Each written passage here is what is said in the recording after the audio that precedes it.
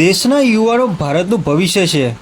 યુવાનો પોતાના હક, શિક્ષણ, રોજગાર અથવા અન્ય કોઈ પણ મુદ્દે અવાજ ઉઠાવે તે લોકશાહીનો એક મહત્વપૂર્ણ ભાગ છે.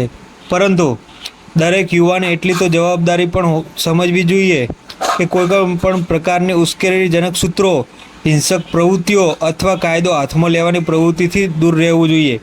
ભારતનું બંધારણ દરેક નાગરિકને અભિવ્યક્તિની સ્વતંત્રતા આપે છે, પરંતુ સાથે કાયદાનું પાલન કરવાની ફરજ પણ સોંપે છે.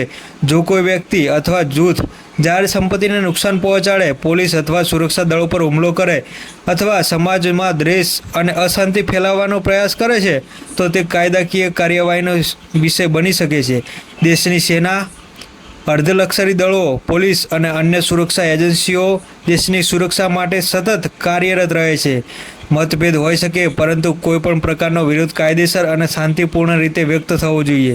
તે જ રીતે ભારતની વિવિધ ધાર્મિક પરંપરાઓ અને માન્યતાઓનો પરસ્પર આદર જાળવવો દરેક નાગરિકની જવાબદારી છે.